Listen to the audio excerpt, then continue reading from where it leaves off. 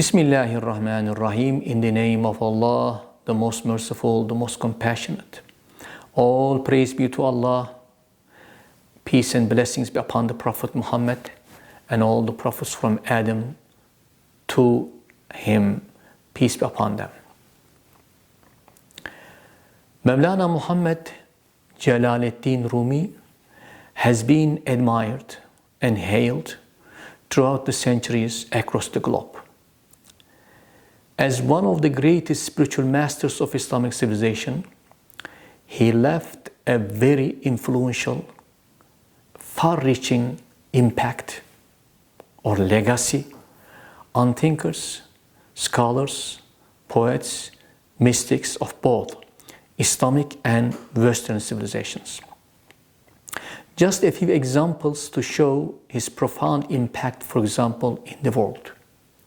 Famous British author Reinhold Nicholson, who edited the original Persian Masnavi of 6 volumes and rendered it into English, made an extensive commentary on it and said Mawlana was the greatest mystical poet of any age.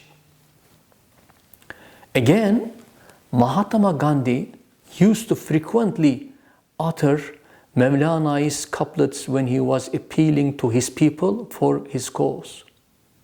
From Masnavi, we have come to unite, not divide or disunite the people.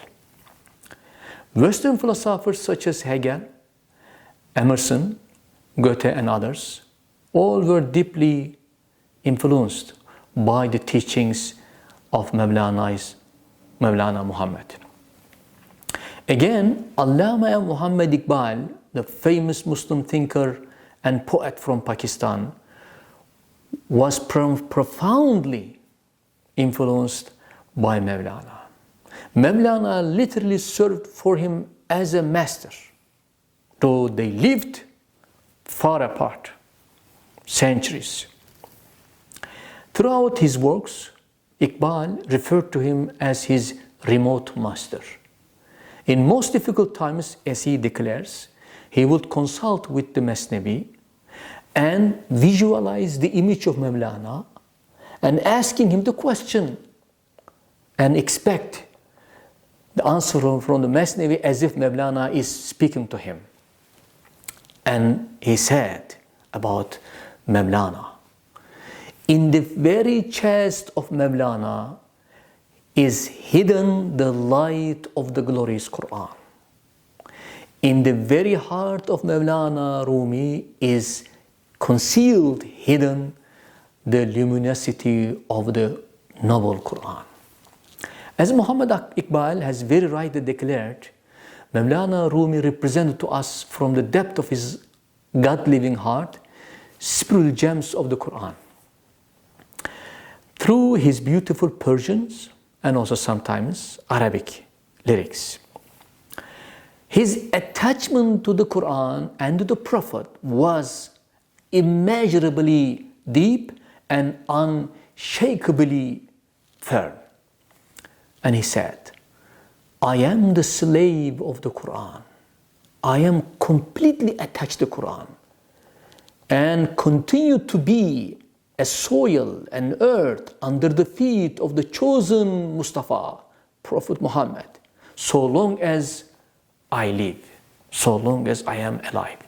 Therefore, he goes on, if anyone interprets my words in any other way, meaning different from these two, I deplore that person, I deplore his words as well.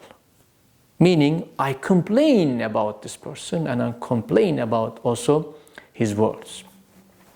What was the purpose for Mawlana to write the Masnavi? In the introduction of the first volume to the Masnavi, of the Masnavi, Dibaja or introduction, which is written in Arabic by Mawlana, he openly states his purpose. The Masnavi aims to disclose mysteries, spiritual dimensions of the Quran. deals with the roots of the religion. It is the explorer and expounder of the Quran. It brings about from the Quran and the prophetic Sunnah beautiful moral character, because his aim is to perfect human being in terms of behavior and character, so much so that he will become Mard Khuda, man of God or woman of God. So Masnavi attempts to beautify moral character.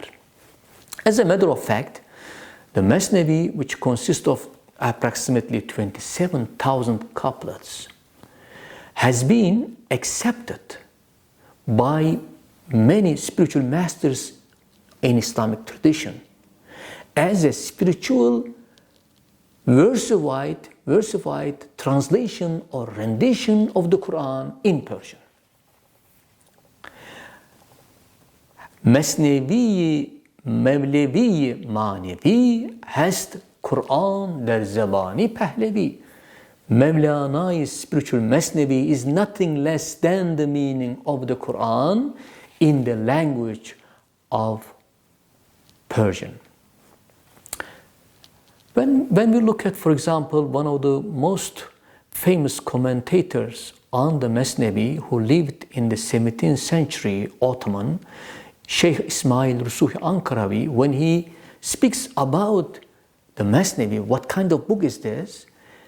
At the very first lines, he says, praise be to God, praise be to Allah, who has made the book of the Masnavi a union of two seas, a confluence of two rivers, one flowing from the understanding of the Quran, of course Mevlana''s understanding of the Quran, the other flowing from his emulation of the prophetic Sunnah, flowing from the prophetic wisdom. This was the opening statement by Shaykh Ismail Ankarawi in his commentary. Then, in the eyes of Mevlana, Quran was revealed by Allah as a miracle. Therefore, from the Masnavi, it is Allah who is all merciful. As promised, He will keep it forever. He says, Allah's mercy made a promise to Mustafa, saying, if you shall die, this book shall never die. I am exalting your book, your miracle. I am defending the Quran from those who would make it more or less. I am exalting you also, Prophet, in both worlds. I am driving away the scoffers from your tidings. None shall be able to make additions or omissions in this book of Quran. Do you not seek another protector better than me? Don't seek another protector better than me. Day by day, I will increase your splendor. I will strike your name on gold and silver. So, Mawlana goes on, I will fill the world from end to end with minarets. I will make blind the eyes of the denier of the Quran. Meaning, your servants will occupy cities and power, and your religion will extend from the fish to the moon, between earth and heaven. And we shall keep it living until the day of resurrection. This from Masnavi, volume 3, from 1205 and 1208, for those who would like to see later. Again, Mawlana says, Quran doesn't need any authority, any external power to demonstrate its inimicability, its miraculousness.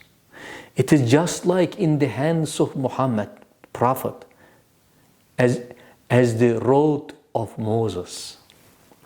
Like as if the Prophet Muhammad, peace upon him, is wearing the mantle of Moses, holding in his hand the road of Moses, meaning the Quran. Just as the rod or cane of Moses swallowed up all the deniers, all the objections, all the allegations like a dragon, and the Quran too will wipe out all the objections and display itself, continue to prove itself to be a miracle of Allah forever. So, Quran was special to Mawlana, as is special to all of us today and to Muslims in the past. It will continue to so forever.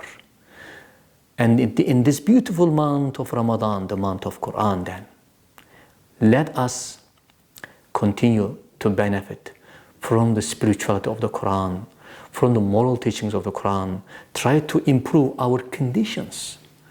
And in terms of our relations with people, with Muslims and the other members of other religious traditions. And I will leave you again with my humble prayers. I wish you all a healthy, peaceful, fruitful, rewarding fasting. Let our days and nights be enlightened by the beautiful recitation of the Quran. Let our minds be nurtured by the moral and spiritual gems of the Quran. Let our hearts be filled with the love of Allah. May Allah's love and mercy be upon you all. Assalamu alaikum.